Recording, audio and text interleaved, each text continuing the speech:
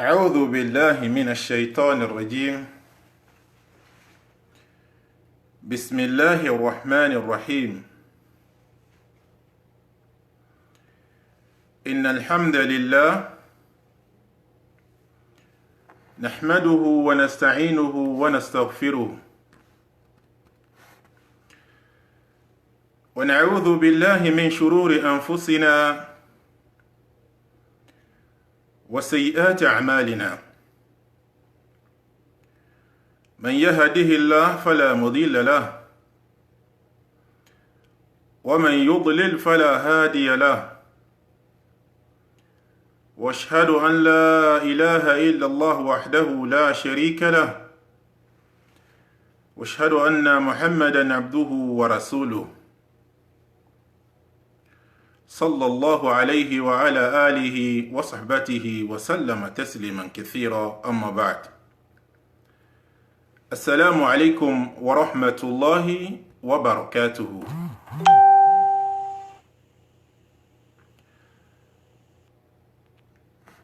A wọlé sórí ètò yìí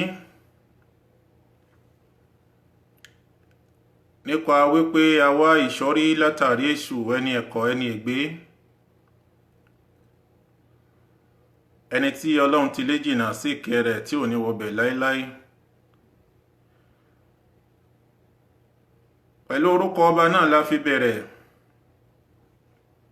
ọba àjọkẹ́ ayé, ọba àsàkẹ́ ọ̀run.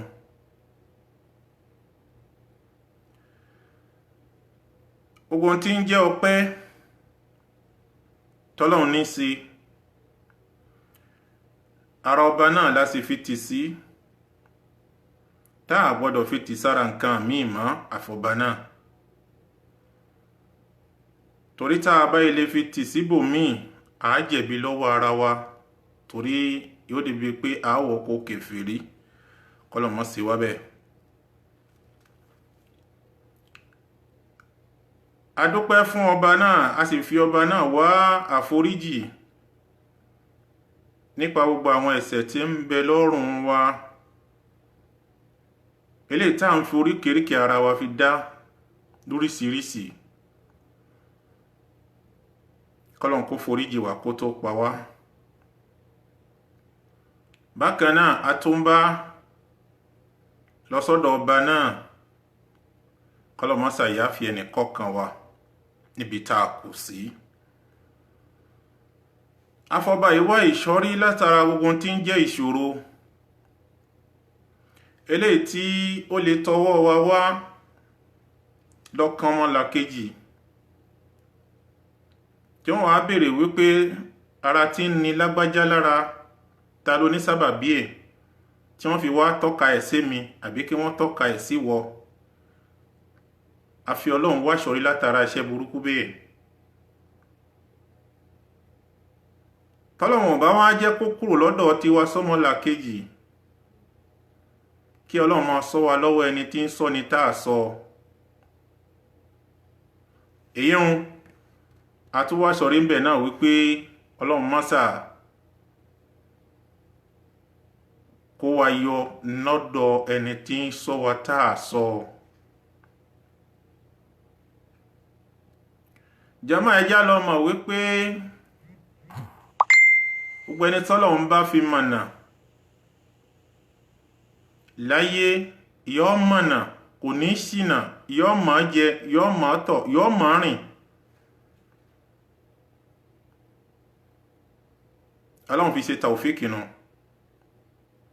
Ṣùgbọ́n gbogbo ẹni tọ́lọ́run bá ti wá kádàrá ìsọnù anù lé lórí, ajáre ò ní gbọ́fìrì ọlọ́dẹ. Àtèmi àtẹ̀yìn, Ọlọ́run ṣọ̀rọ̀ wà bẹ́ẹ̀.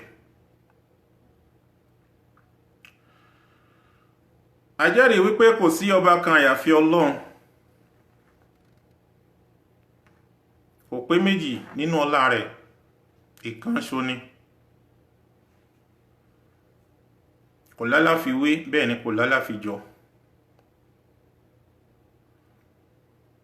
Wẹ́n tó bá ti wá ní nǹkan míì tóun máa ń dúpẹ́ fún, àbí tóun máa ń lọ súre fún, àbí tóun fọkàn tì, tó gbọ́kànlé, ẹni tọ̀hún ti ṣẹbọ. kọ́lọ̀ má sì wá lẹ́lẹ́bọ. Ànábì wa Muhammad sallallahu alaihi wasallam ẹrú Ọlọ́run ni, ẹrú Ọlọ́run ni, òjíṣẹ́ Ọlọ́run sì ni. Ìkẹ́ Ọlọ́run ọlá Ọlọ́run kó máa lọ bá Ànábì wa Muhammad àtòun àti gbogbo àwọn ará ilé rẹ̀. Eléyìí bá jẹ́ ìtìsíwájú fún prógámù wa títòní. Gbogbo àwa tí Ọlọ́run bá kádàrá wípé a ti wà lórí ètò láti máa tẹ̀lé wa ká lọ. A kí brọ́dà wa Ọládélé, a kí yín káàbọ̀ sí orí ètò. Bákan náà, a kí brọ́dà wa olórí ẹbí, a kí yín náà káàbọ̀ sórí ètò. Gbogbo ẹ̀yin tí Ọlọ́run bá kádàrá wípé kẹ́tì ní opportunity àti máa tẹ̀lé wa, ẹ dákun ẹ máa bá wa share fídíò yìí fún àwọn ọ̀rẹ́ yín. Tẹ́ bá ti ń tẹ like, tẹ́ bá ti ń tẹ like, tẹ́ bá ti ń tẹ like, yóò máa share sọ́dọ̀ àwọn tí wọ́n jẹ́ àwọn ọ̀rẹ́ yín lórí Facebook, àwọn náà fi máa rí àǹfààní irúfẹ́ tí àwa náà ń rí. Ànábì wa Muhammad sallallahu alaihi wasallam, Ànábì ti sọ fún wa nínú ọ̀rọ̀ pé ad-dalu ila al-khair kafa'ilihi aw ala al-khair. Ànábì ní gbogbo ẹni tí ó bá gbìyànjú tó tọ́ka ọmọ làkejì sí dé nǹkan rí, tọ́mọ làkejì sì ń ràǹfààní ń bẹ, pàtàkì jùlọ eléyìí tí ó ṣe ní oríire ayé àtàlìkìyámà. Gbogbo àtẹ́nítọ̀ ń bá ń ṣiṣẹ́ olóore yìí, ẹni tó tọ́ka ẹ̀ sí di iṣẹ́ náà, òun náà máa gba ládá bí pé wọ́n jọ wà ń bẹ̀, wọ́n jọ ń ṣe ni. Ẹ̀rí ìdí eléyìí àárọ gbogbo wa, gbogbo àwa tí a bá ti ń tábà wà, tá bá ti wà pẹ̀lú wa lórí ètò, ẹ máa share fídíò yìí, ẹ máa ti like, ẹ máa tẹ like, kó máa kọjá sọ́dọ̀ àwọn ọ̀rẹ́ yín káwọn náà máa rí kíni, kí wọ́n ránfààní bẹ̀. Akí brọ́dà wa ọmọ ńlá, a kí yín káàbọ̀ sí orí ètò. Ẹ bá wa share fídíò yìí kí gbogbo àwọn ọ̀rẹ́ yín náà lè rí àǹfààní bẹ̀. Eléyìí tí a fẹ́ bára wa sọ, mo rò pé láti bí ọ̀sẹ̀ kejì iná ni prógámù yìí ti bẹ̀rẹ̀, ṣùgbọ́n kò tí bẹ̀rẹ̀ lélẹ̀ tí ó nítumọ̀. Òní náà ni prógámù yìí bẹ̀rẹ̀ ní pàápàá. Déta fi sọ fúnra wa wípé a máa bára wa sọ̀rọ̀ nípa bó la ṣe fẹ́ palẹ̀mọ́ fún oṣù Ramadan. Bó la ṣe fẹ́ palẹ̀mọ́ fún oṣù Ramadan, ìyẹn oṣù alálùbáríkà, oṣù àpọ́nlé ètò wà níwájú wa tó súnmọ́ wa tán yìí. Báwo la ṣe ní pariwo ẹ̀? Báwo la ṣe ní rán wa létí? Àwọn sàhábí Ànábì wa Muhammad sallallahu alaihi wasallam, tí Ramadan bá ti kù bí oṣù mẹ́fà, iná ni wọ́n ti máa ń kíra wọn kú palẹ̀mọ́ Ramadan. Iná ni wọ́n ti máa ń gbé ara dì fún Ramadan. Ìmọ̀ ń dàbí oṣù mẹ́fà ni ìtí máa ń jọ lójú wọn pé wọ́n ti wọnú oṣù Rọ́jàbù ilé tá a wà yìí, wọ́n ti fẹ́ wọnú Ṣàbán. Bẹ́ẹ̀ ni wọ́n máa ń palẹ̀mọ́ Ramadan. Ṣùgbọ́n àwa lóde òní, ìlú tí ayé ń lù fún wa kò jẹ́ ká lákòólé kàn pẹ̀lú gbogbo àwọn kinní ìmọ̀. Torí àwọn òyìnbó wọ́n rẹ́dì láti gbẹ̀sìn lọ́wọ́ wa kí wọ́n gbá ilé wa lọ́wọ́ ni. Ibi tí wọ́n lọ nù, ohun tí wọ́n sì fẹ́ nù. Torí ńgbà tí wọ́n lọ wájú tí wọ́n lọ ẹ̀yìn, wọ́n mọ̀ wípé ẹ̀sìn Islam ẹ̀sìn ni, kò sẹ́sìn kan mọ́ lẹ́yìn Islam. Gbogbo àwọn TikTok àwọn target tí wọ́n fi wá rí wípé àwọn ba ẹ̀sìn jẹ́ mọ́ wa lọ́wọ́, gbogbo ẹ̀ ni wọ́n ń gbé kalẹ̀. Àfi káwa náà lọ be careful, àfi ká lọ ṣọ́ra.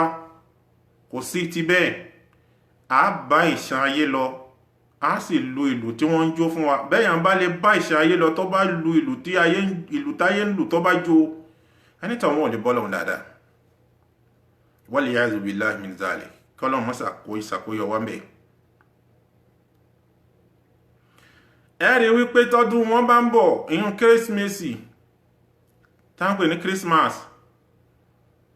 January tí wọ́n pè ní Janvier, tí bá ń bọ̀, ẹ wo irú àmì tí wọ́n máa ń tì síwájú fún wa.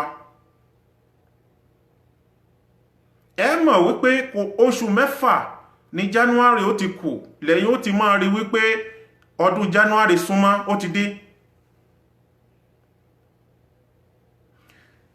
Ẹ máa wá bá nínú ilé kọ̀ọ̀kan, nínú ọjà, lórí ìrìn, ládùúgbò, nínú ìlú, wọ́n fẹ́ kẹ́ mọ̀ wípé ọdún àwọn dé. Ṣùgbọ́n tó bá tásìkò tiwa, wọn ò fẹ́ ká ní kíni, wọn ò fẹ́ káwọ̀ ní àmì wípé àsìkò ọdún tiwa tó. Kí ló yẹ ká ṣe? Àwa ló yẹ ká fura. Àwa ló yẹ ká fura.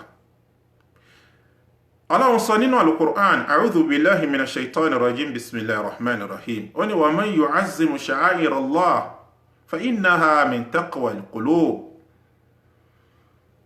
Àwẹ̀ tí ń bọ̀ yìí ní ìsìn, inú àmì ẹ̀sìn Ọlọ́run fi sàmì fẹ́sìn wa ni. Ọdún tá a máa ń ṣe tá a bá parí àwẹ̀, Ọlọ́run fi sàmì fẹ́sìn wa ni. Àwẹ̀ mẹ́fà tá a máa ń gbà lẹ́yìn àwẹ̀, Ọlọ́run fi sàmì fẹ́sìn wa ni. Ọjọ́ mẹ́wàá tó wà níwájú ká tó gun àràfá, Ọlọ́run fi sàmì fẹ́sìn wa ni. Ọjọ́ àràfá àsìkò hajj ni, àmì ló jẹ́ fẹ́sìn wa. Àyè kọ̀ọ̀kan tí wọ́n ti ń ṣiṣẹ́ hajj ni, àmì ló jẹ́ fẹ́sìn wa. So gbogbo mùsùlùmí tó bá wá gbìyànjú tó ṣàkólé ka àwọn kinní wọ̀nyí, tí ń gbé ìgbésẹ̀ tó tọ́ mú sí yẹ kó gbé nínú àwọn kinní wọ̀nyí tá a kà yìí, Ọlọ́run fi ń yé wa wípé irúfẹ́ ẹni bẹ́ẹ̀ a máa kà sínú àwọn tá a rí àmì ìbẹ̀rù Ọlọ́run lára ẹ̀. So ajá sí wípé ìpalẹ̀mọ́ fún Ramadan ń bẹ nínú àmì tá a fi mọ̀ wípé èèyàn bẹ̀rù Ọlọ́run. Ìjẹ́ kéèyàn ó mọ̀ wípé kí wọ́n mọ̀ lára ẹ nínú ilé ẹ láti sin wípé Ramadan ó súnmọ́, ó dé tán, ara bẹ̀rù Ọlọ́run ní bẹ fún ẹ, ara bẹ̀rù Ọlọ́run ní bẹ fún mi náà. Kò sì sí ń tá a lè sí tá a fi jẹ́ mùsùlùmí òdodo, àfi ká bẹ̀rù Ọlọ́run. Akí Adéníyì káàbọ̀ sórí ètò, akí àfáwà Zakaria bákan náà, akí wọn káàbọ̀ sí orí ètò. Ẹ bá wa ṣíà fídíò yìí, ẹ bá wa ṣíà ẹ̀ fáwọn ọ̀rẹ́ yín káwọn náà lè ráǹfààní ń bẹ̀. Ẹ̀rí tẹ́ bá ti ń tẹ like, tẹ́ bá ti ń ṣíà ẹ̀, yóò mọ̀ dọ́dọ̀ wọn sì mọ̀ ráǹfààní. Náà ìdí eléyìí la fi gbé prógámù yìí kalẹ̀ láti fi wa alaikum salam wa rahmatullahi wa barakatuhu. A kí yín káàbọ̀ sí orí ètò, Ọlọ́run ó pẹ̀lú wa. Ìdí eléyìí la fi gbé prógámù yìí kalẹ̀ kó máa jẹ́ ìpalẹ̀mọ́ fún Ramadan, kí èmi pẹ̀lú ẹ ká lè rí àǹfààní tó péye, k'Ọlọ́run lè kà wá kún olùbẹ̀rù Ọlọ́run. Akíájà wa Rọ̀fíà Salahuddin, ẹ kí n káàbọ̀ sí orí ètò. Ẹ bá wa ṣíà fídíò yìí sáwọn ọ̀rẹ́ yín káwọn náà jàǹfààní ńbẹ̀. Jazakumullahu khairan. La fi gbé prógámù yìí kalẹ̀ wípé kó máa jẹ́ ìpalẹ̀mọ́ fún Ramadan. Kí ni àwọn tó yẹ ká ṣe? Irú ìgbésẹ̀ wo ló yẹ ká gbé kó máa jẹ́ ìpalẹ̀mọ́ fún Ramadan. Wa alaikum salam wa rahmatullah. Ẹ̀rí tá a bá bá lọ báyìí títí fi wọnú àwẹ̀ a máa wá ṣe tafsiri, ibiṣẹ́ ló wà ní, ọjà ló wà ní, ibì kan ló wà tó láǹfààní àti lọ mọ́sálásí àdúgbò yín àbí tìlú yín láti lọ gbọ́ tafsiri. Ibi tó bá ti wà tó bá ti wà pẹ̀lú wa ẹ máa rí tafsiri wò, èyí ti nú àwẹ̀. Ṣùgbọ́n lẹ́yìn ó jẹ́ prógámù kan tí a fẹ́ fi ṣe kíni, a fẹ́ fi ṣe ìpalẹ̀mọ́ àwẹ̀ fúnra wa. Kí a máa bá lọ wọ́n ná, ẹ jẹ́ ká lọ mọ̀ wípé àwa mùsùlùmí, wa iyyakum Sheikh Zakaria, ọlọ́run kí ó bá wa kí gbogbo alérè, jazakumullahu khairan. Ọlọ́run àwa mùsùlùmí ó fi àwọn nǹkan kan fi ṣẹ̀ṣà wa láàrin gbogbo àwọn ẹlẹ́sìn tó kù. Lára àwọn tọ́lọ́run fi ṣẹ̀ṣà wa, ìjọsìn tó péye ńbẹ̀ńbẹ̀, ìwà Ọlọ́run kọ́ wa bá ṣe fẹ́ hùwà, ó kọ́ wa bá ṣe fẹ́ ṣẹ̀sìn.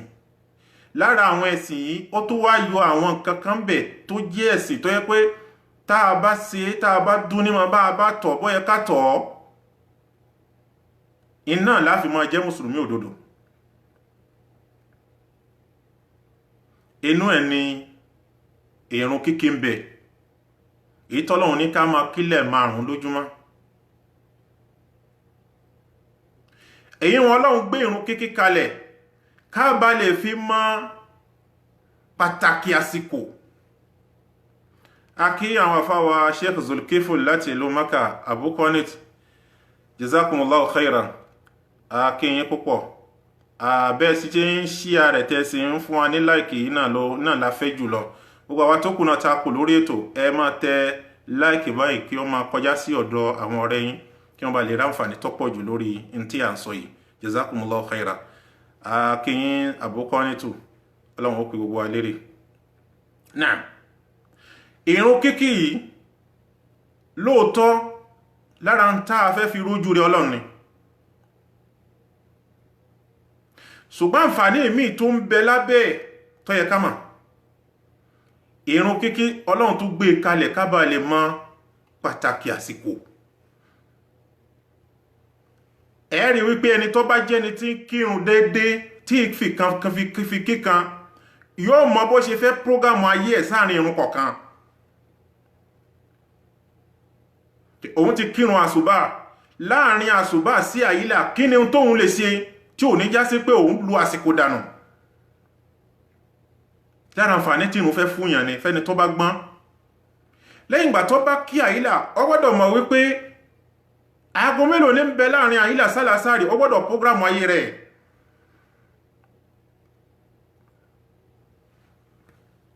Ẹ̀rí lẹ́ẹ̀kan náà yóò mọ̀ pé mo ti kí àyílà alásàrì lọ́kàn báyìí nísìn, bóun mo ti fẹ́ ṣe, kí ni mo lè ṣe láàrin àyílà sálásárì, yọ́mà lára àǹfààní nù. So Ọlọ́run gbé ìrun kíkí kalẹ̀ kó máa jẹ́ inú ọ̀nà tààtọ̀ fi wà lìjánà, ó sì tún prógrámù ìgbésí ayé fún wa fẹ́ni tí bá ń kírun déédéé. Lára tí Islam fi ju gbogbo ẹ̀sìn lọ́nà. Lẹ́yìn eléyìn ó tó wá fi àwọn ìjọsìn kan sí táwọn jẹ́ ọdọọdún kẹ́dà ó fi mọ́ prógrámù ìgbésí ayé ẹ̀ lọ́dún, nítorí tó bá prógrámù ara ẹ lọ́dún ó tún prógrámù ti aago. Bẹ́ẹ̀ni bẹ́ẹ̀ bá sọ wípé láàrin ọdún yìí nísìn o mo fẹ́ ṣe nǹkan báyìí, tó bá búkù ọdún tán ọ̀nà ti búkù oṣù, ó búkù ọjọ́, ó búkù àbọ̀. Tá a bá gbogbo àwọn ìjọsìn tọ́lọ́run gbé kalẹ̀ fún wa, gbogbo ẹ̀ lọ́lọ́run fi kọ́ wa lẹ́kọ̀ọ́ mẹ́. Ìlà àwọn òyìnbó òfin fi tí ń jẹ́ Islam fi ṣírí. Ló fi já sí pé nígbà tí ogun àgbáyé àkọ́kọ́ ṣẹlẹ̀, àwọn tírà tí ó wúlò fún wa nínú Islam làwọn òyìnbó kọ́kọ́, ó sì wà lọ́dọ̀ wọn dì sí.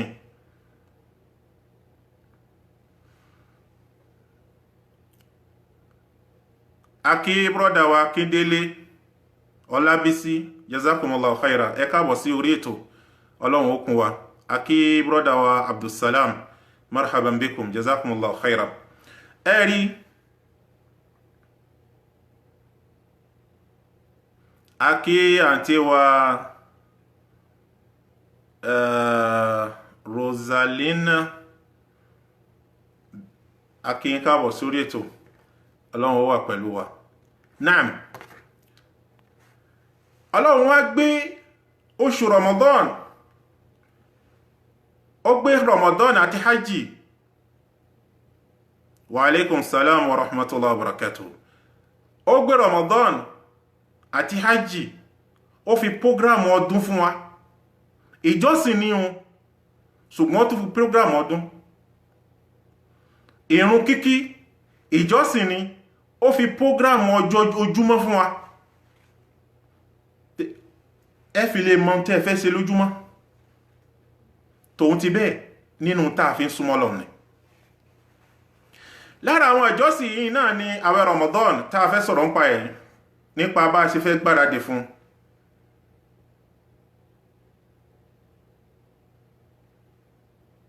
Báwo la ṣe fẹ́ gbáradì fún Ramadan?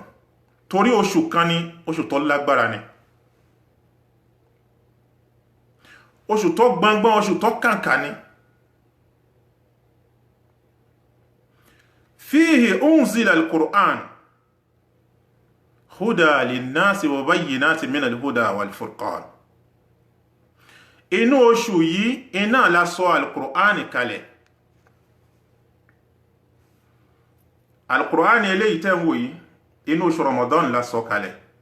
Bet kìí ṣe pé bóyá sọ kalẹ̀ báyìí lódidi báyìí ló sọ kalẹ̀ sí ilé ayé lódidi báyìí nínú Ramadan, kìí ṣe bẹ́ẹ̀.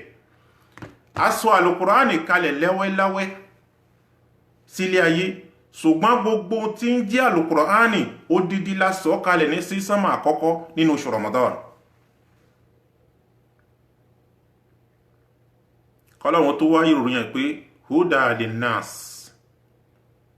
ìmọ̀nà lóyìn Al-Qur'an jẹ́ wa bayyinatin min al-huda. Òun ni ó sọ wípé ọ̀nà rí ìgbẹ́rì bó ṣe fẹ́ tọ̀rì bó ṣe fẹ́ rìn rí. Tó bá ń wójú rí Ọlọ́run ọ̀rìn báyìí, tó bá sì pé ìbànújẹ́ Ọlọ́run ló ń fẹ́ bó ti fẹ́ rìn rí, ìwọ ni kó mú tó fẹ́ mú bẹ́ẹ̀. Kọ́lọ́run má ṣe wá lẹ́ni tí ó ṣìnà.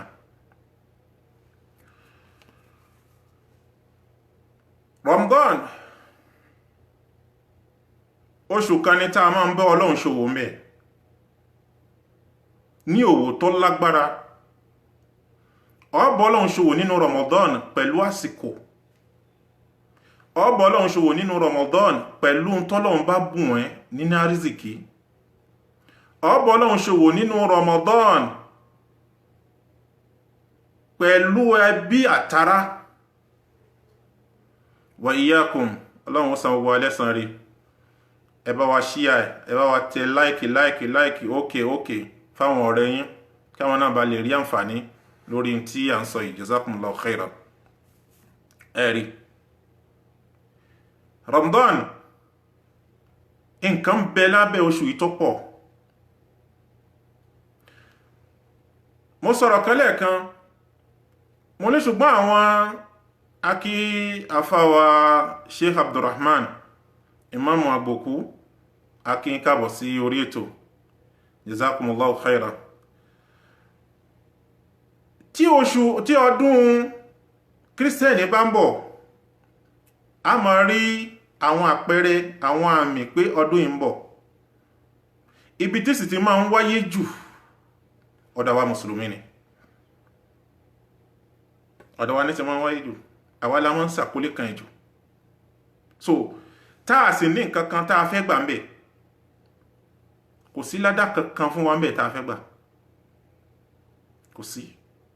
Ṣùgbọ́n a máa ń kọlẹ̀ ma pé òun la fi mọ ọdún tá a ní, òun la fi mọ ọmọ tá a bí, òun la fi mọ gbà tá a bẹ̀rẹ̀ bíṣẹ́, òun la fi mọ gbà tá a kọ́lé, òun la fi mọ gbà tá a rọkọ̀, ọdún tá a fi mọ gbà tá a ṣoríire ni. Láà,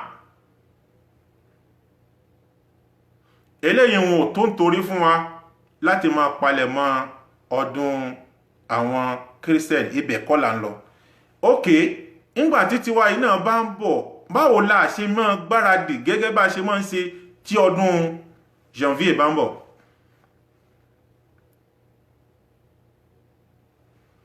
Wa alaikum salam wa rahmatullahi wa barakatuh. Akíyájà wa Nasima. Ọlọ́run ó pẹ̀lú hayakumullah. Ẹ bá wa tẹ láìkì, akí bàbá wa Sheikh Bakau káàbọ̀ sí orí ètò. Ẹ dákun ẹ bá wa tẹ láìkì, kẹ bá wa tẹ ókè ṣíà ẹ̀ fún àwọn ọ̀rẹ́ wa káwọn náà lè rí àǹfààní ń bẹ̀. Ẹ rí. Àwa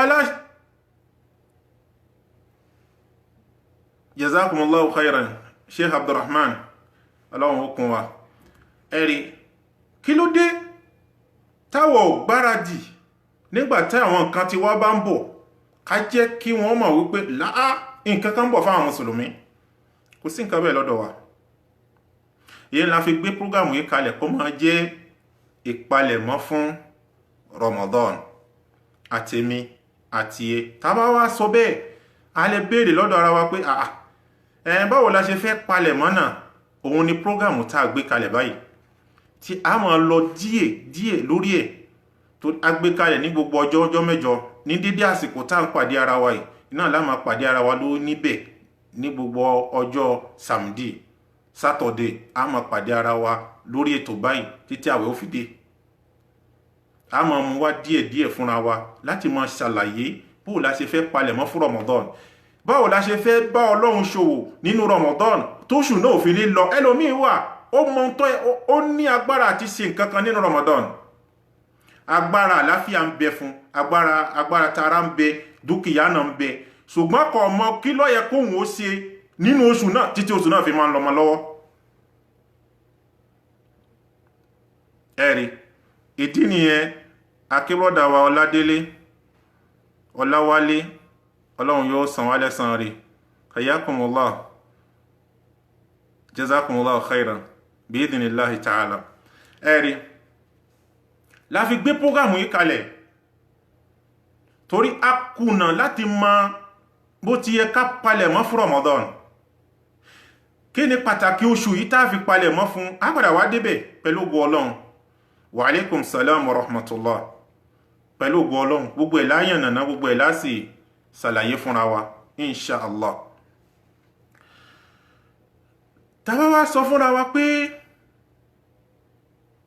ìjọ òní ẹnìkan bí mi, wọ́n ní àwọn ń gbọ́ oṣù Rọ́jàbù, Ṣàbán, lè Ramadan, oṣù oní Rọ́jàbù, oṣù oní Ṣàbán, ká tó wá sọ pé Ramadan. Oṣù tá ń bẹ nínú èyí lọ́wọ́lọ́wọ́ yìí, òun ni wọ́n ń pè ní Rọ́jàbù. Oṣù tá wà nú ẹ̀ ni wọ́n ń pè ní Rọ́jàbù. Nígbà kan tá a gbọ́njú bá lọ́dọ̀ àwọn àgbàlagbà, wọ́n a máa pè ní oṣù àwẹ̀ arúgbó, bẹ́ẹ̀ làwọn àgbàlagbà ń pè. Ẹ̀rí àárín ẹ jẹ́ ká yànnà náà kankan fúnra wa ń bẹ̀. Oṣù yìí kìí ṣe oṣù àwẹ̀ o, oṣù àwẹ̀ arúgbó kankan o.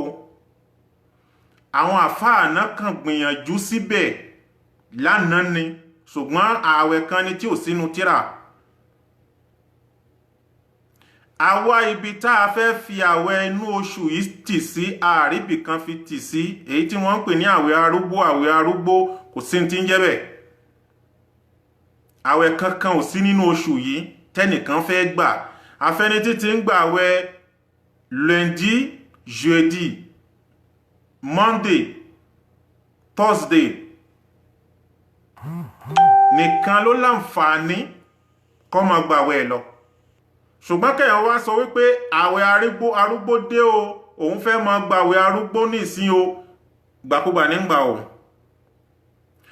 Ẹlòmíì nira ẹ̀ lára débi pé tó bá ti bẹ̀rẹ̀ àwẹ̀ nínú oṣù yìí, ó dìgbà tá a bá lọ yídì túnú àwẹ̀ ní ó tó wá túnú. Bídíà ni o, àwẹ̀ tí ò sínú tírà ni o. Ẹ jẹ́ ká ṣàkíyèsí ń bẹ̀ o. Náà oṣù yìí ni wọ́n pè ní oṣù Rọ́jàb. Oṣù yìí ni èyí tí ó wá tẹ̀lé, òun ni wọ́n pè ní Ṣàbán. Mẹ́lẹ̀ yìí bá ti fẹnu gúnlẹ̀ kí àwọn ọ̀nà Ramadan nínú. So oṣù yìí àti oṣù tí ó tẹ̀lé iná lóṣù méjì tá a fi ń ṣe kíni, tá a fi ń gbáradì fún Ramadan. tá fi ń palẹ̀mọ́ fún Ramadan, tá fi ń sọ fọ́lọ́run wípé tó oṣù àlùbáríkà súnmọ́ wa, Ọlọ́run jẹ́ wa náà súnmọ́ oṣù yìí ni. Akí àǹtí wa Zainab láti ìlú Gabon, akí ń kábọ̀ sí orí ètò, Ọlọ́run ó pẹ̀lú wa. Náà a wá ka díẹ̀ fúnra wa lónìí torí ọ̀nà tí a gbà fi ṣe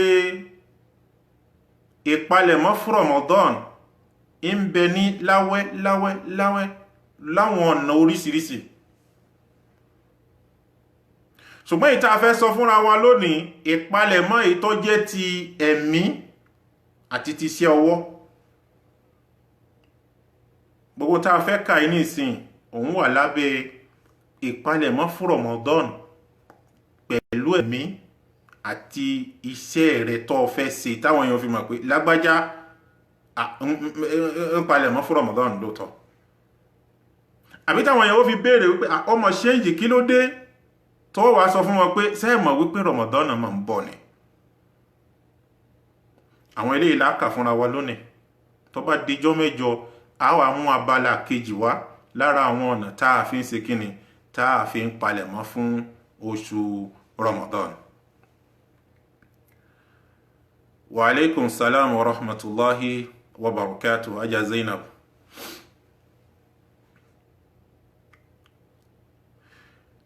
Alákọ̀ọ́kọ́ nínú tá a fi ń palẹ̀mọ́ fún Ramadan tí ń bẹ lábẹ́ ìpalẹ̀mọ́ ti ẹ̀mí àbí ká pè ní ti tọkàn àti iṣẹ́ tá a ṣe tí wọ́n fi mọ̀ wípé tí wọ́n náà fi rí pé náà ń palẹ̀mọ́ fún Ramadan.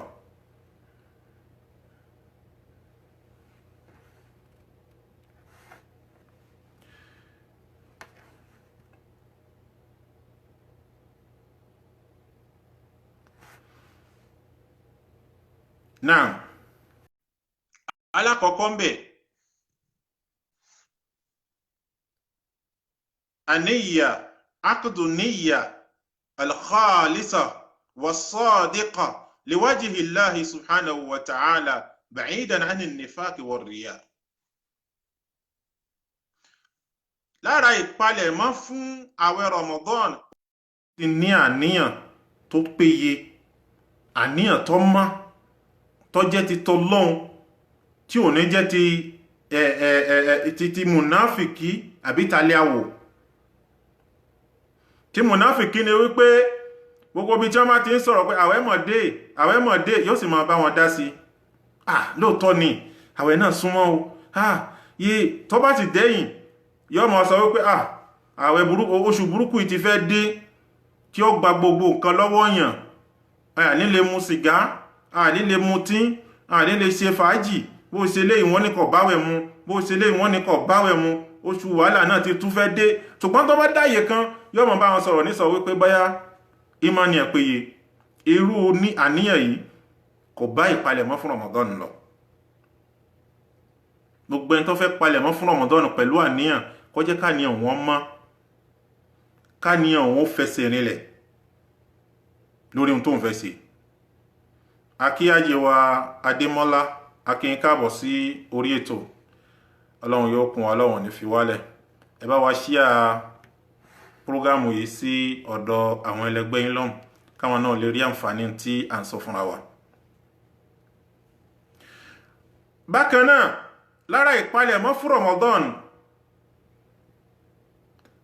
tafkir bi kayfiyat al-istiglal kullu sa'a min hadha ash-shahr al-mubarak bil ibada.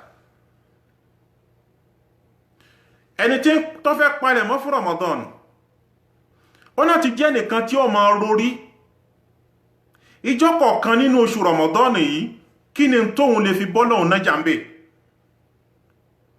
Iye ọ̀sán tó wà ń bẹ, iye òru tó wà ń bẹ, bó lòun ṣe fẹ́ lo ọ̀sán náà, ọ̀sán inú àwẹ̀ Ramadan báwo lòun ṣe fẹ́ lò, òru inú àwẹ̀ Ramadan báwo lòun ṣe fẹ́ lò. Láti sí ní ó ti máa prógrámù ara ẹ̀ pẹ̀lú ibi iṣẹ́ tí ń lọ tí kan òfin nígbà kan. Àwẹ̀ ò ní dá ibi iṣẹ́ dúró, bẹ́ẹ̀ ni ibi iṣẹ́ náà ní kọ díẹ̀ láti bọ́lọ́hun ṣòwò nínú oṣù náà. ẹni tí ń palẹ̀mọ́ fún àwẹ̀ nìyẹn o, ara iṣẹ́ tó fẹ́ ṣe là ń sọ yìí o, wọ́n fẹ́ palẹ̀mọ́ fún Ramadan òun ni o, ó jẹ́ ká ní ẹ̀ mọ́ lórí pé àwẹ̀ yìí ń bọ̀ lóòótọ́, àní ẹ̀ láti mọ́ sí. Bákan náà ó máa ronú ojú lè jù ní gbogbo at a time, ló máa ronú wípé ẹ dákun, òru ń bẹ nínú oṣù yìí, ọ̀sán ń bẹ ń bẹ, báwo mo ṣe fẹ́ lo méjèèjì tí fi bọ́lọ̀ ń ṣòwò tí ò ní lọ sí mi, òru tí ò fi ní jẹ́ oorun.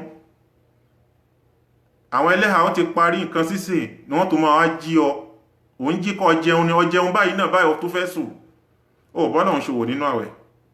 Kí ni máa ń fà? Àìnípalẹ̀mọ́ fún sẹ́yìn, òun ló fà ní ó fi rí bẹ́ẹ̀. Bẹ́yàn bá nípalẹ̀mọ́ fún àwẹ̀, yóò mọ kí ló fẹ́ sí nínú oṣù náà tó bá dé. Ṣùgbọ́n ẹni tí wọ́n sọ fún pé onílé ń ṣámú tó bá lójijì tó ní ha onílé ń ṣámú, ìgílẹ̀ náà ti mọ́, kò lè ní mọ́ tó yẹ kó wọ́n ṣe títí 30 ọjọ́ náà ó fi lọ́mọ lára báyìí, àfá kò ní mà, kò nípalẹ̀mọ́ fún ni.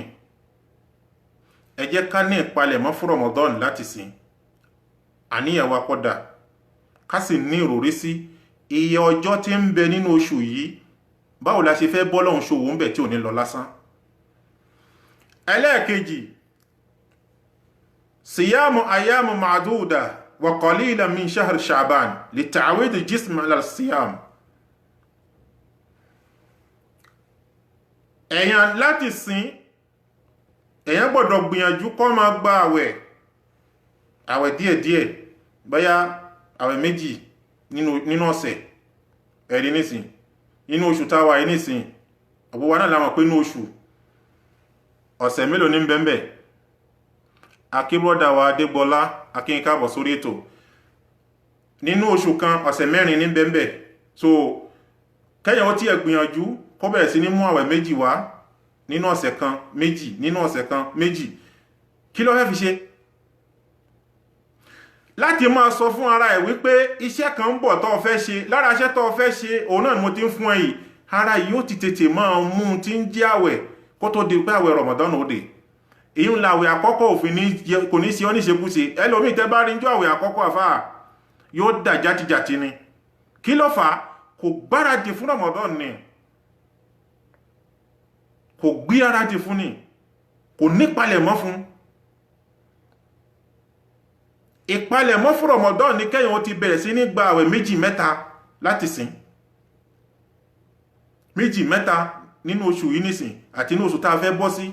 Tá bá bọ́ sínú oṣù Sha'ban, oṣù tá a máa ń parí tá fi ń wọnú àwẹ̀, ó lè gba bí àwẹ̀ 2-4 kan bẹ̀ náà ní bẹ̀rẹ̀. Ṣùgbọ́n dáwẹ̀ bá ti kù bí ọ̀sẹ̀ 2 kó dá dúró kó máa wá retí àwẹ̀. Àwọn àfáà fi yé wa wípé lára ìpalẹ̀mọ́ fún Ramadan, torí ara náà ó bẹ̀rẹ̀ sí ní máa rí kíni, yóò bẹ̀rẹ̀ sí ní máa rí ìpalẹ̀mọ́ wípé nǹkan ń bọ̀ wájú tó ń fẹ́ ṣe tí ń jẹ́ àwẹ̀. Ara palẹ̀mọ́ ni. Donc èyí wọ́n fi yé wa wípé fún ẹni tó bá fẹ́ gbàwẹ̀ nínú oṣù yìí, kó má dà níyàn pé òun gbàwẹ̀ arúgbó, kò sínú tí ń jẹ́ bẹ̀, kò sínú tírà.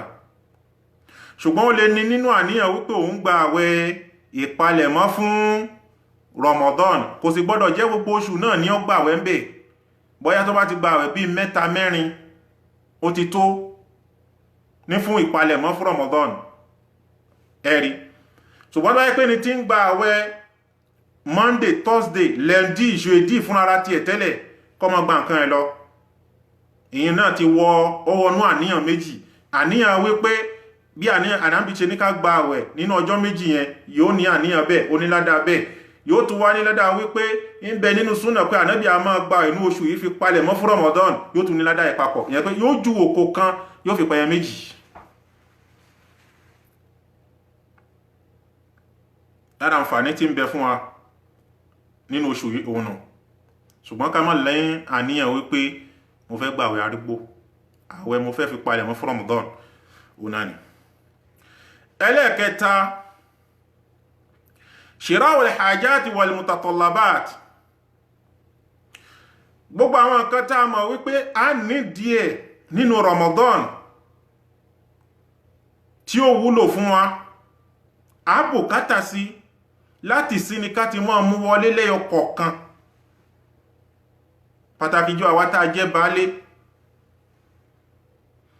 àwọn nǹkan àwẹ̀ àwọn nǹkan sààrì nǹkan ṣínú tá mọ̀ wípé báyìí ni kìí sí ṣàwa nìkan la máa ń ṣínú ilé wa àwọn èèyàn tó máa ń bá wa ṣínú ẹ̀rí a ti máa mú àwọn nǹkan yìí wọlé díẹ̀ bí kọ́ra ráìsì kílò 10 àti ń ra sínú ilé díẹ̀ èyí ni ò ní jẹ́ kó wọ̀ wá lọ́rùn káwọn ará ilé káwọn ìyàwó máa wá bèèrè pé àkílẹ̀ wá fẹ́ fi ráìsì ṣe wọn pé Ramadan ti súnmọ́ ká máa gbáradì fún èyí ni ó jẹ́ kí inú ilé gan mọ̀ wípé nǹkan ti ń bọ̀ àwọn ọmọ gan ni wọ́n ti ní ṣòro tí wọ́n bá fẹ́ wọ́n fẹ́ lọ̀dí ìrẹsì tẹ́ gbé síbẹ̀ wọ́n fẹ́ lọ̀dí macaroni náà tẹ́ tira síbẹ̀ ìyá wọn mọ̀ sọ wọn pé ẹ mọ̀ lọ́bẹ̀ o ìrẹsì àwẹ̀ ní pàpà rà síbẹ̀ o àwọn ọmọ ó ti mọ̀ fi bèèrè pé mọ̀mọ́ ṣé àwẹ̀ ti súnmọ́ ni bẹ́ẹ̀ ni àwẹ̀ ti súnmọ́ oṣù mélòó ló kù ó kù oṣù kan àbọ̀ ara palẹ̀ mọ́ fún Ramadan nínú kò ní já sí pé Papa Noel ọdún àwọn kiriyó iná làwọn ọmọ wọn mọ rí sàntìmọ́ ẹ̀ ni wọ́n mọ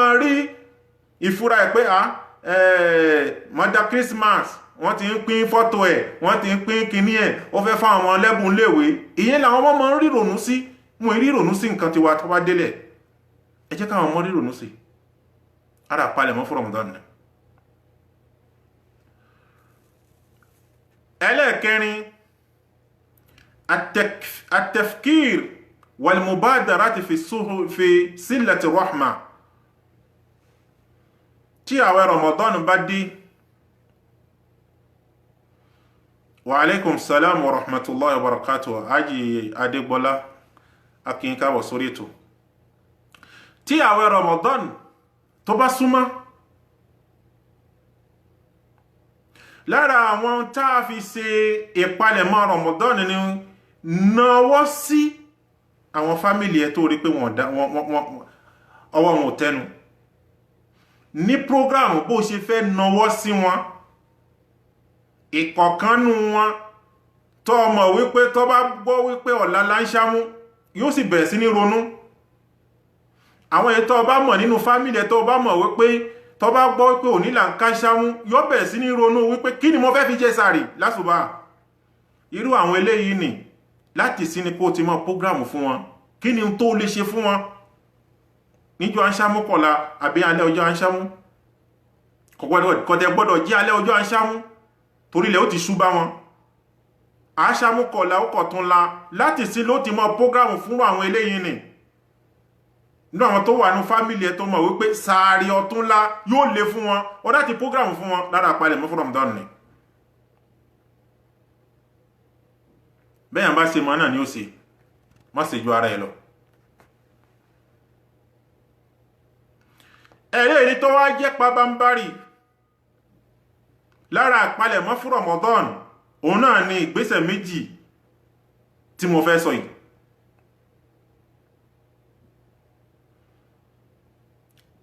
ẹ̀rẹ́ ń jẹ́ nọ́mbà aláàkarùn-ún at-tawbatu sadiqa aw nasuha gbogbo àwọn tí a fẹ́ palẹ̀ mọ́ fún Ramadan ẹ jẹ́ kí gbogbo wa lọ kún fún ìtúnbá àtàfà àtọmọkéwù àti jàmá àsìkò tá a fẹ́ mọ́ túnbá sọ́dọ̀ Ọlọ́run la wà yìí tí ó pọ̀ gan-an àbáwàsá a lè lo oṣù 12 náà bẹ́ẹ̀ ká má fi ibì kan fi kọ́ sí Ọlọ́run kò sólúwà ẹ̀ kò sáfà náà kò sẹ́nitọ̀ ọ̀hún a lè mọ́rin kórí wá mọ́mí síwájú Ọlọ́run ṣùgbọ́n ní àwọn oṣù tá a wà yìí láti palẹ̀ mọ́ fún Ramadan látòǹbá kò yẹ ká fi ẹ̀ṣẹ̀ sọ́rùn wọnú Ramadan tó lára ìpalẹ̀ mọ́ fún Ramadan ni ká kún fún ìtúnbá púpọ̀ jù ká kún fáìsù lásìkò tá a wà yìí tó bá kírun ọ̀rọ̀ yàn tán mọ́ dìde ha lẹ́ẹ̀kan náà bẹ́ẹ̀ jókòó sọ fọ́lọ́run pé tó Ọlọ́run ṣàánú mi yáfi mi adúkan ti tún fẹ́ pé báyìí rẹ̀ Ramadan mọ̀ dé gbogbo eléyìí tí mo kù nínú ẹ̀ṣẹ̀ yáfi mi Ọlọ́run foríjì mi kìí ṣe pé gbàtà bá wọnú àwẹ̀ tán lámọ wá ṣàìsù pàpàǹdodo lámọ wá pọ́nra wa lójú lámà wá dà láti sin ni ká ti bẹ̀rẹ̀ láti sin òun náà ni ká ti bẹ̀rẹ̀ òun náà ni ìpalẹ̀mọ́ fún Ramadan.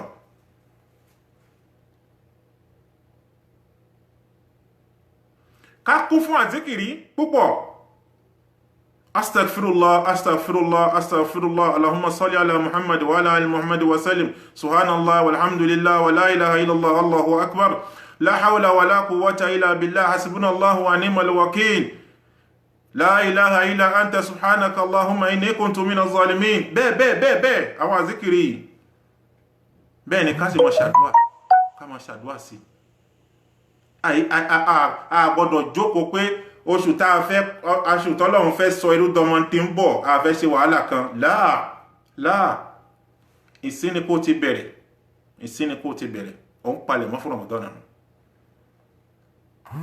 ẹlẹ́ẹ̀kẹfà kẹsìrọ́tù dùà láti inú oṣù tá a wà yìí oṣù Rọ́jàbù yìí títí lọ Ṣàbáànì fi wọnú Ramadan ẹ jẹ́ ká kún fàdùà.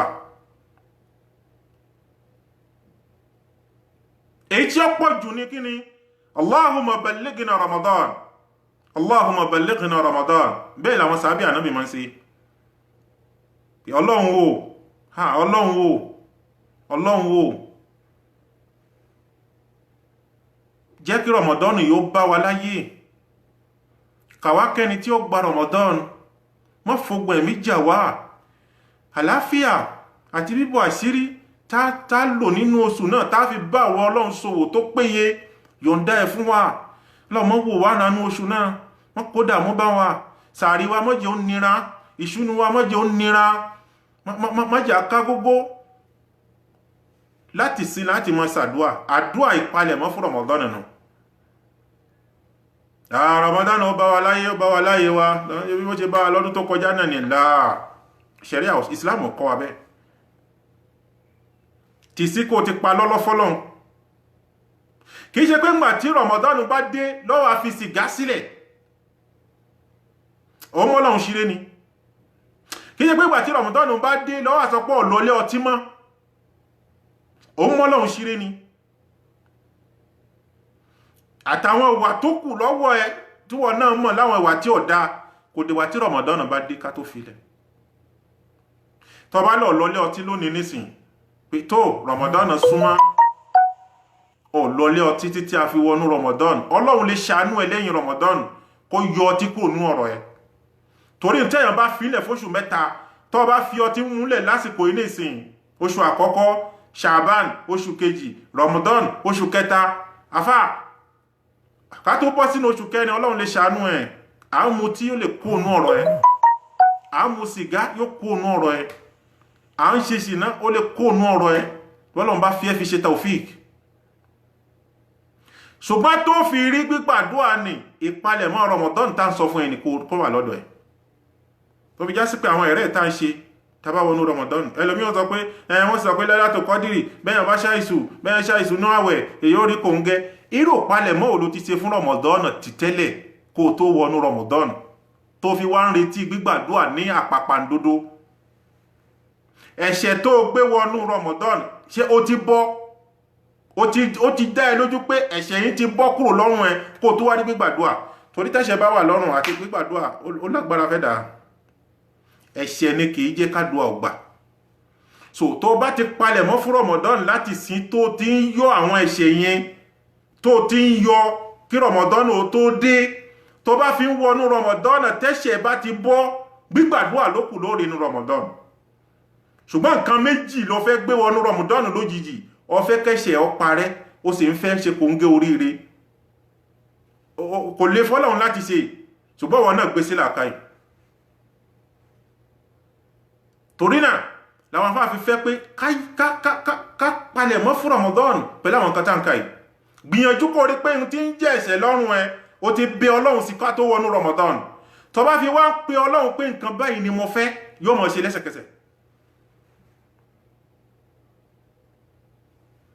gbogbo àwọn kinní wọ̀nyí ni ò sí lọ́dọ̀ wa a máa wá rí Ọlọ́run bíi pé Ọlọ́run ṣàdéhùn fún wa kò múṣẹ gbàtẹ́ṣẹ̀ bá wọ̀ nínú ẹ tó fi wọnú Ramadan ó ń tọrọ àforíjì ó tún tọrọ owó ó ń tọrọ ọ̀pọ̀ ẹ̀ṣẹ̀ tó wà lọ́rùn ẹ lọ́lọ́run ó kọ́kọ́ yọ kúrò náà. Gbà bí mo ṣe sọ fún ẹ, gbogbo òkú ọ̀tọ̀rọ̀ ibi ẹ̀ṣẹ̀ lọ́lọ́run ó kọ́kọ́ lọ fún ẹ náà. ṣó o lẹ́ṣẹ̀ lọ́rùn, ẹ̀ṣẹ̀ ni lọ́lọ́run ó kọ́kọ́ parẹ́ náà. Gbà náà ni ó tó wá rí pé tó kí ni ń fẹ́. Ṣùgbọ́n tó bá ti palẹ̀ mọ́ fún Ramadan láti sí pé ó yọ ẹ̀ṣẹ̀ kúrò lọ́rùn, tó bá fi ń wọnú Ramadan, gbígbàdúrà lókun tó fẹ́ fèsì ẹ̀. Gbogbo ilé ìlàmà. Akíbrọ́dà wa Lawal, akíyìn káàbọ̀ sí orí ètò. Náà, ìdí náà ni wípé láti sin la gbọ́dọ̀ ti kún fún àdúà. Ní àwọn àdúà tá fi ń palẹ̀ mọ́ Ramadan, láti sin ni, kò dìgbà tí Ramadan bá dé. Láà, kìí ṣe bẹ́ẹ̀. Àwọn àná ò ṣe bẹ́ẹ̀. Àwọn sàábé ànábì ò ṣe bẹ́ẹ̀. Bákan náà, lára ìpalẹ̀mọ́ fún Ramadan tó jẹ́ ti iṣẹ́ tá lè ṣe àti tó jẹ́ tọkàn. Ẹlẹ́ẹ̀keje ń bẹ, ibra'u zimma min siyamil wajib. Ṣé o make sure wípé gbèsè tí ń bẹ lọ́rùn ẹ ó ti san? Gbèsè àwẹ̀ tó jẹ tó kọjá ó san? Tọ̀hún tó kọjá kó tó kàn ìtọ́ kọjá yìí ó san? Opportunity fún wà fún ẹ láti san tọ̀hún tó kọjá àti ìtọ́ kọjá yìí kó tó wọnú eléyìí. Báyìí ní sí o ní bí oṣù kan àbọ̀ ńlẹ̀ tó lè fi yanjú ẹ̀. Ara àrípalẹ̀ mọ́ fún Ramadan ni. O lè fi àwẹ̀ tó kọjá sọ́rùn kó máa wá retí òun pé fẹ́ wọnú mi. Àwọn fẹ́ tán Ọlọ́run jẹ ni. Ọlọ́run sì ṣọba tí wọ́n ń gbé mára. Ọlọ́run ṣọba tí wọ́n ń gbé mára. Ọlọ́run sọ pé wa ma yakhda'una illa anfusahum wa ma yash'urun. Gbogbo àwọn tí wọ́n rò pé wọ́n fẹ́ gbé òun Ọlọ́run mọ́ra, tí wọ́n máa ń fẹ́ tájẹ́tì Ọlọ́run gbogbo àwọn ọ̀nà kan. Ọlọ́run ní kìí ṣe òun ni wọ́n ń tàn jẹ. Ara wọn ni wọ́n ń tàn jẹ, ṣùgbọ́n wọn ò lè mọ̀ láti sín pé àwọn ń tanra tàwọn jẹ. Ó dijọ́ tí wọ́n bá dálì kìyàmọ̀ ni wọ́n tún mọ̀ pé àṣà wọn tanra tàwọn jẹ, wọn tàn náà jẹ.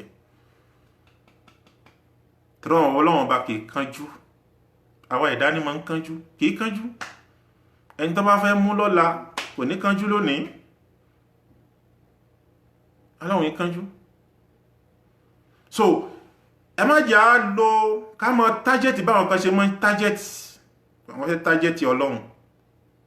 Àwẹ̀ bá dé, yóò fi sìgá sílẹ̀, yóò fi ọtí mímu sílẹ̀, yóò fi iṣẹ́ aṣẹ́wó sílẹ̀, yóò fi àhìzì sílẹ̀, ìjẹkújẹ ìmúkúmu, yóò fi gbogbo ẹ̀ sílẹ̀.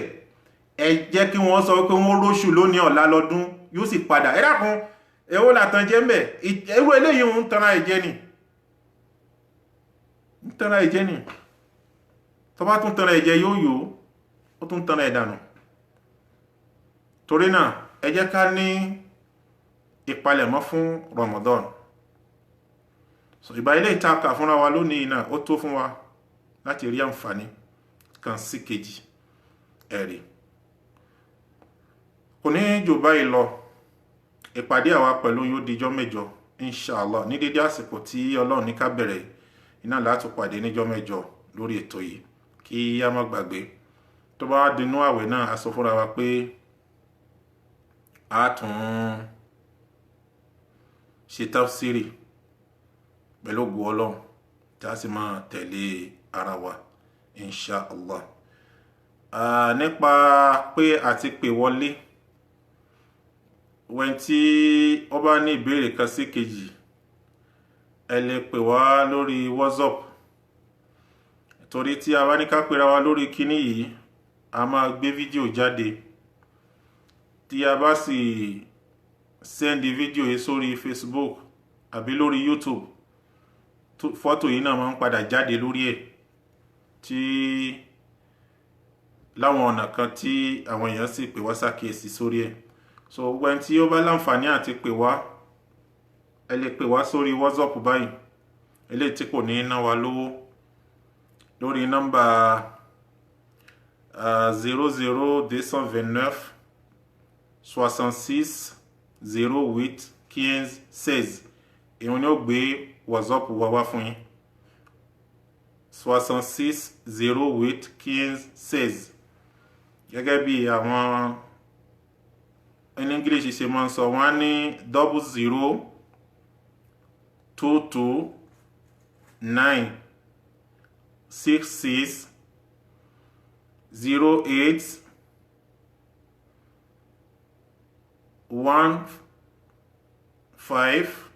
1516 ṣe nọ́mbà tí ẹ lè fi pè wá lórí WhatsApp ni ẹ tí ẹni tí Ọlọ́run bá fún ní àǹfààní láàrin ìṣẹ́jú márùn kó tó di pé a kọ́ ti àdágbére fúnra wa ní orí ètò Ọlọ́run kí ó má ṣàwà pẹ̀lú wa akí gbogbo ẹ̀yin tí Ọlọ́run fún ní àǹfààní àti bá wa ká lọ ní orí ètò lónìí Ọlọ́run ni ọba tí máa ń san ẹ̀dá ní ẹ̀san Ọlọ́run ó san kọ́ wa lẹ́san olóore yóò sì fi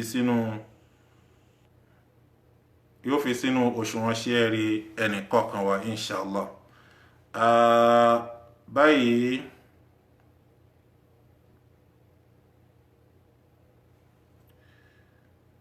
a ti wà ní online báyìí ní orí WhatsApp fún gbogbo ẹni tí ó bá fẹ́ pè wá wọlé lórí WhatsApp a ti wà ní online Ọlọ́run kó wà pẹ̀lú wa akí Sheikh Bakar ní orí ètò akíyín púpọ̀ Ají wa Ayub ẹ tún wá pè báyìí àti rí nọ́mbà yín ẹ tún wá pè. Assalamu alaikum.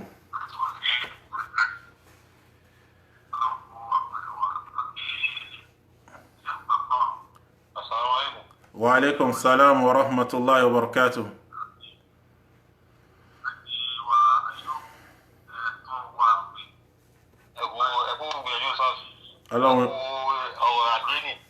Ọlọ́run ní kákí. Àtẹ̀yìn náà àti gbogbo wa lápapọ̀ inṣàlá.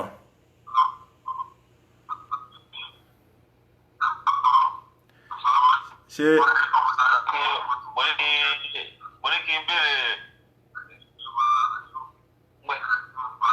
Naam. Naam, mo gbọ́. Naam. Mo pẹ́ lẹ́nu àfáà kan tó ní àwọn ẹgbẹ́ ìyẹn lè oṣù yìí báyìí ìyẹn lè gba ọmọ ẹ̀ kẹ́sì bẹ́ẹ̀ ìpàdé ti sọ́tọ̀ lẹ́yìn sọ pé kò sí àwẹ̀ kan ní oṣù yìí báyìí àyàfi àwọn tó bá ti ń gba àwẹ̀ lẹ́ndí ṣe díjẹ́lẹ̀. Naam. Nípa eléyìí a ti sọ nínú wáàsí nígbàtí a bá wáàsí lọ náà ni wípé kò sí ohun tí ń jẹ́ àwẹ̀ arúgbó mí àkàfà kan bá sọ fún yín pé oṣù Rọ́jàb àwẹ̀ arúgbó ni kéwà fáà náà kù díẹ̀ káàtó kó sí rin jìnnà nínú ẹ̀kọ́ ṣẹ̀ríà ni ó fi sọ bẹ́ẹ̀ ṣùgbọ́n tó yẹ pé àfáà ní bá sọ fún wa wípé a lè gba àwẹ̀ mélòó kan nínú oṣù yìí kó máa jẹ́ ìpalẹ̀mọ́ fún Ramadan so bá láìfín ẹ̀rí pé mo ti sọ tẹ́lẹ̀ pé bá láìfín ó lè gbà á so yóò fi já sí pé ń palẹ̀mọ́ fún Ramadan ṣùgbọ́n bóyá sí pé báwọn àgbàlagbà ṣe gbà lánàá àwẹ̀ arúgbó ni mo fẹ́ gbà àníyàn rẹ̀ ti bàjẹ́ lórí ohun tí ń sọ ni irúfẹ́ eléyìí ni kò lè ládàá rẹ̀ yóò kù díẹ̀ káàtó ẹ̀rí ṣùgbọ́n tó bá ti àníyàn rẹ̀ bá ti dó lórí pé ń palẹ̀mọ́ fún Ramadan falabas èyí tí Ọlọ́run bá ní kó rí gbà ń bẹ̀ kó gbà ṣùgbọ́n kó má pọ̀ jù kó má gbà nígbà wípé ó fẹ́ gbà lódidi.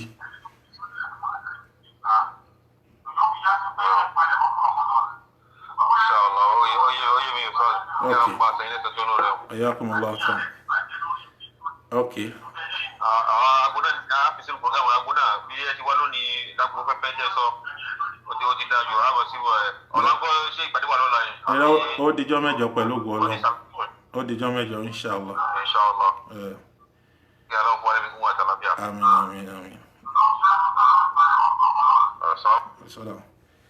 Naam, fẹ́lòmí tí ó bá pè wá wọlé lórí WhatsApp wa a sọ fúnra wa pé a pè wá lórí line 00229 00229 66 08 15 66 08 15 lẹ́fi pè wá lórí WhatsApp tí ó fi wọlé pẹ̀lú ọlọ́run tí a bá fẹ́ béèrè bí àárín ìṣẹ́jú mẹ́ta tó kù báyìí tá a fi dágbére fúnra wa insha Allah.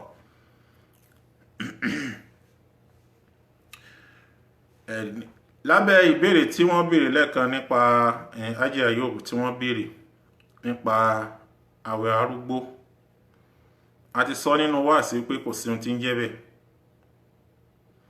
So àwọn àgbàlagbà wọ́n fẹ́ tú àdísì tó sọ fún wa nípa pé a lè palẹ̀mọ́ fún Ramadan. So lára palẹ̀mọ́ yẹn nínú àwọn oṣù yìí ká gba àwọn àwẹ̀ kan, ká gba àwọn àwẹ̀ kan ká fi palẹ̀mọ́ fún Ramadan ni ní tí ṣẹ̀rí àsọ nìyí.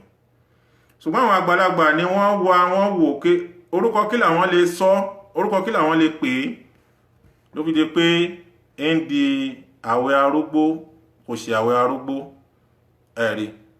So kò sí ohun tí ń jẹ́ àwẹ̀ arúgbó nínú Islam, kò sí ohun tí ń jẹ́ àwẹ̀ arúgbó nínú Islam. Ìdí eléyìí kí a má bá ẹnìkan ṣe wọn lóṣù yìí a gbọ́dọ̀ gbàwẹ̀ ń bẹ̀ kìí ṣe ọ̀rọ̀ yàn, kìí ṣe àwẹ̀ gbígbà ní oṣù yìí kìí ṣe ọ̀rọ̀ yàn. Èyí tí àwẹ̀ inú oṣù yìí jẹ́ kò ju wípé a fẹ́ fi palẹ̀mọ́ fún Ramadan lọ́ba tán, ní tí ó wà fún nínú nìyẹn. Kìí sì ṣe ń tọ́pọ̀ 2 3 tẹ́yìn bá ti lè rí sí ó ti tẹ̀lé súnà nù. Kọ́lọ̀n kí okun wa, kọ́lọ̀n kó wà pẹ̀lú wa. Jazakumullahu khairan.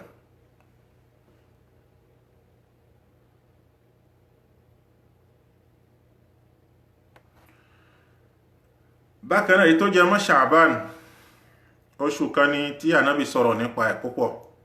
Ìyẹn pé oṣù tí a máa ń rí ká tó wọnú Ramadan. Inshallah níjọ́ mẹ́jọ a padà wá sọ̀rọ̀ nípa oṣù eléyìí náà inshallah pẹ̀lú ògo Ọlọ́run. Báyìí a yọ̀ǹda ara wa fún wa tí Ọlọ́run kádàrá lónìí pé ká tẹ̀lé wa lórí ètò. A fi Ọlọ́run kíra wa gbogbo eléyìí tí a ná nínú àsìkò yìí Ọlọ́run kó fi sínú mizan hasanatina. Subhanakallahumma wa bihamdik nashhadu an la ilaha illa anta nastaghfiruk wa natubu ilayk. Wassalamu alaikum wa rahmatullahi wa barakatuhu.